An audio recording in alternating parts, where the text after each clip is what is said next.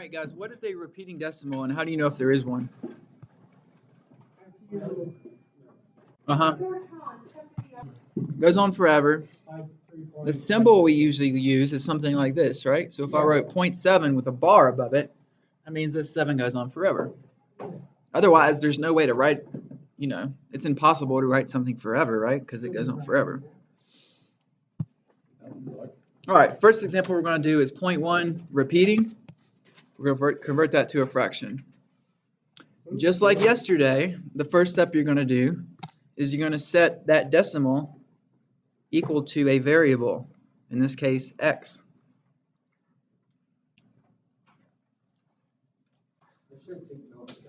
Yeah, for sure. Joe, give that back to me, please. Okay. The next step is we want to determine where the decimal repeats. Now think about this for a second. I'm going to just do a separate page here.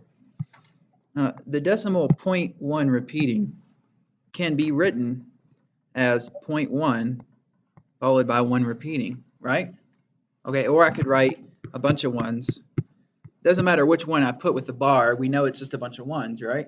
So I can write it like this, just for the fact of knowing where the decimal repeats itself. So in other words,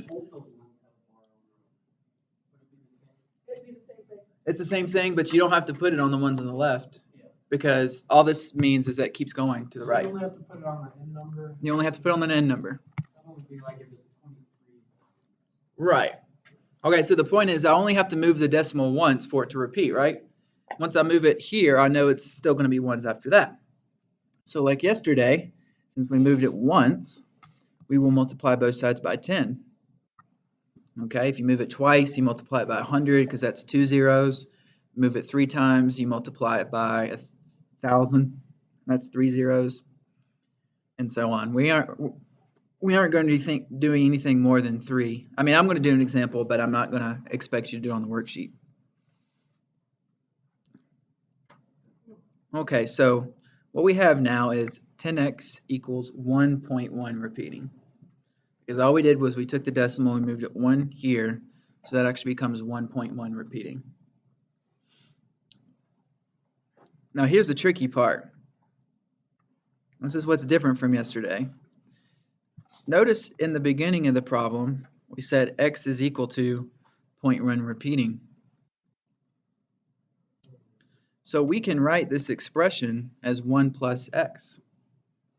Okay, in other words, and I'll do this on another page, 1.1 repeating is equal to 1 plus 0.1 repeating, right?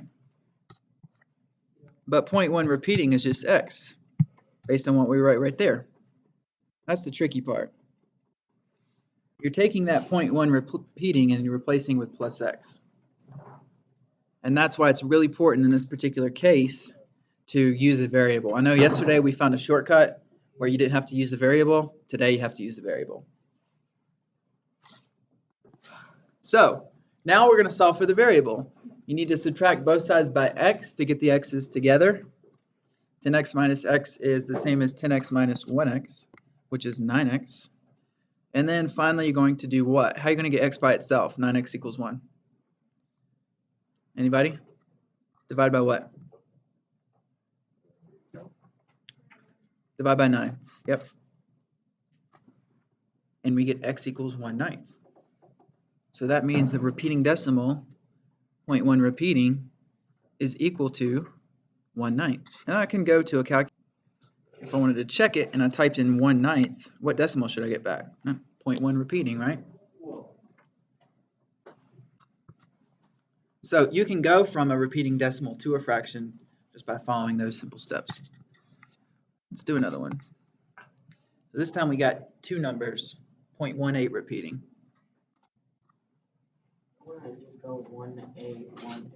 Yes, it will. Yes, it will. Good. So first off, same step, we're going to say x is equal to 0.18 repeating. Like he said, it's just going to be 181818. So when we determine where this repeats, it'll take 2 hops before it repeats. It's going to look like this. 18.18 repeating. Okay, because it's just 18, 18, 18. Oh, whoops, I did not mean to do that. I didn't multiply by 10 yet.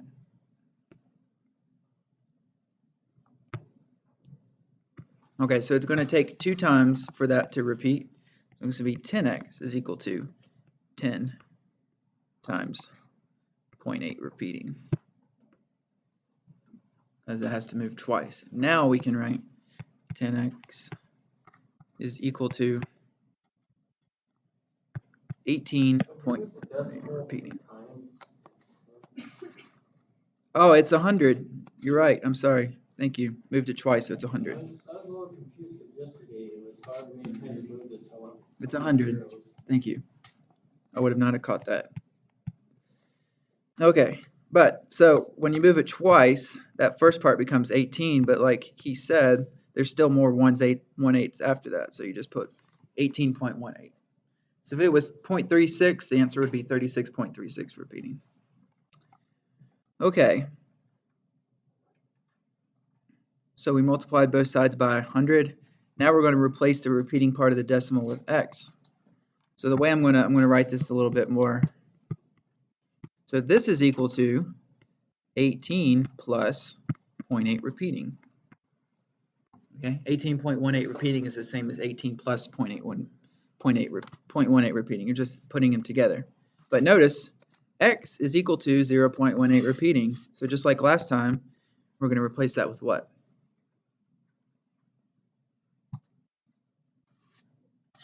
X, thank you. That should always work out that way. If you set your repeating decimal equal to x, you can just replace it with x. Okay, now we're going to subtract x from both sides. And what is 100 minus x? I'll give you a hint, that's a 1. Answer is what? 99x.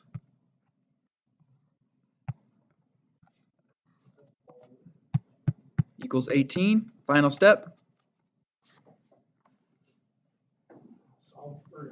All right, so what are you going to do? Divide by what?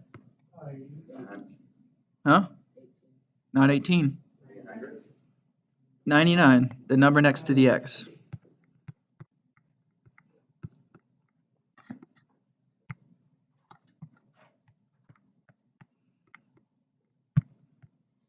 Can that fraction be simplified?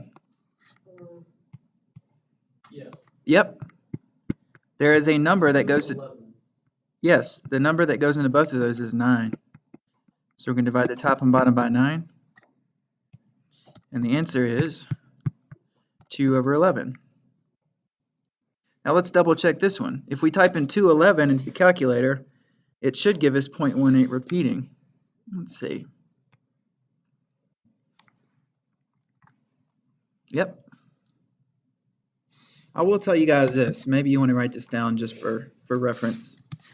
If a fraction, so if the bottom of the fraction ends with a 3, okay, or if the bottom of the fraction is a 7, if the bottom of a fraction is 11 or a 13, those are just some examples of when it's going to repeat itself. And notice all those numbers are prime numbers. Now I was thinking last night, for some reason when a fraction ends with a 5, it doesn't repeat. For example, 2/5 just becomes 0.4. I really don't know why that is, but that was interesting to me. 5's a prime number, but for some reason, I don't know why. Can you look it up? So that guy we always watch, he probably knows. He probably knows. I'll look it up. All right, number 3. 2.3 repeating as a fraction. So what we're actually setting equal to x for this particular case is just the repeating decimal, okay? Not the 2. I was thinking about this last night. The 2 doesn't matter. We can worry about it at the end. We can convert, if we can convert the 0.3 to a fraction, then we can just, we'll have a mixed number, 2 and whatever that fraction is. And then we can convert that, we can convert a mixed number back to improper fraction. So we're going to set x equal to 0.3 repeating. And notice it's going to repeat itself once I move it once, because there's just a bunch of 3's after that. Okay. And so that means we're going to multiply both sides by 10, because it only has to multiply once in order for it to repeat. So we got 10x equals 10 times 0.3 repeating. So we get 10x equals, this is going to come 3.3 repeating because we moved the decimal once to the right.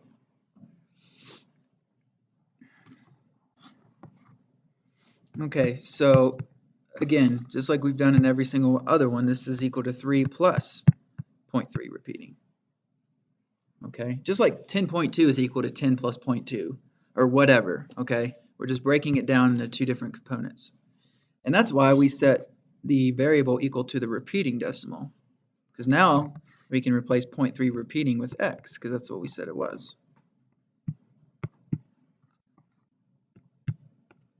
Now notice, I don't know if you guys have noticed, but every time we've done one of these examples, we've ended up with something like either 99 or 9 here, or 999.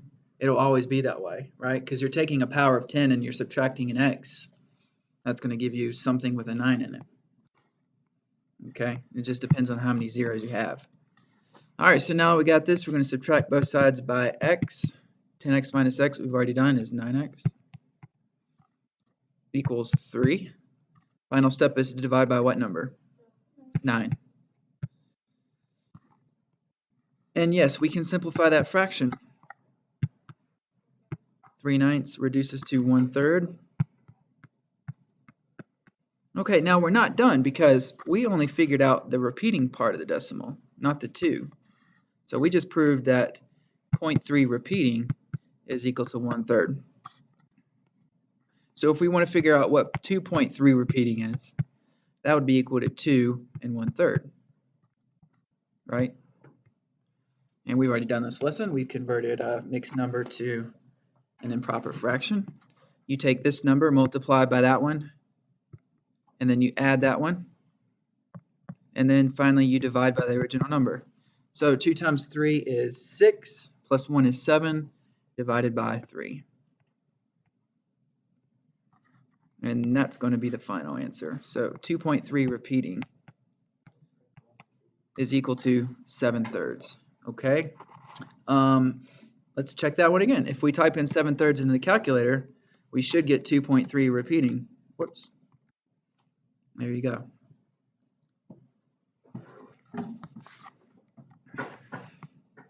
I'm not going to do this one because you know what? It's complicated. I was going to do it just for kind of to show you guys, but you would move the decimal 2, 3, 4, 5. You'd have to move it 6 times. So you'd have to multiply both sides by 1,000,000, and then you'd have to simplify a really crazy fraction. But that does end up being a fraction. You actually get 5 out of 7. Remember, when it ends in 7, it's going to be a repeating decimal. And usually it's going to be a long one. So we're not going to do this one. We're going to go to, I was going to do one, let's do one with, something didn't change there. It's going to be 5/7. It's just 5/7. Would that have any correlation if you with the two numbers? Because the first number in the decimal was 7, the last one was 5. We're going to do Or is that just a kind of coincidence? 0.123. Do what? Well, if you go back to the other one, it probably doesn't have any correlation. It was just a coincidence. But the first number in that other thing was 7. Yeah. And the last one was 5. So Okay. that'd be pretty good. So let's do 0.123. All right. So we're going to say this will be our last one, and then I'll let you guys work on this. So x is equal to 0.123. And by the way, I think this is actually a question on the worksheet. So where does the decimal repeat? Well, this time it's 3 times. Right. Exactly.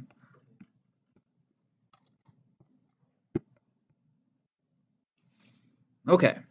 So on the right, it's going to move the decimal 3 times. It's going to look like 123.123 repeating. Remember, there's just a bunch of 1, 2, 3s after another. So since we moved it 3 times, I have a 123.123.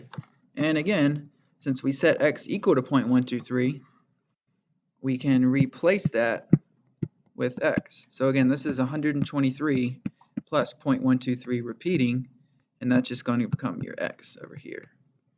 And like I said, if you do this right, you'll end up with something, you'll end up with a 9 on the left-hand side. Every time. Because when we subtract x, what's 1,000 minus x?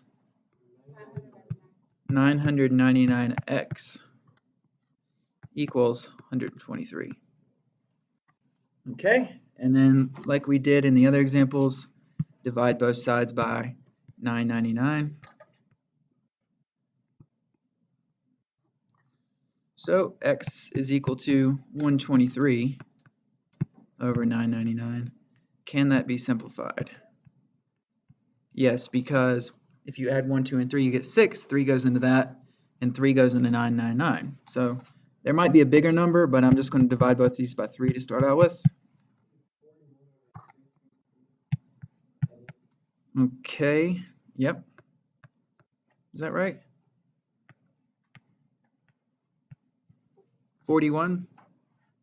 Yeah, you're right. Does anything else go into that, or is that it? Can we simplify that anymore? I think 41 is a prime number. So that's it.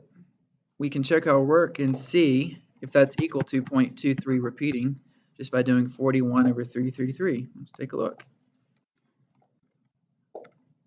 There you go. Pretty crazy fraction, right? I thought it was an interesting one though, just because 1, 2, 3. All right, that's going to be it for the lesson today.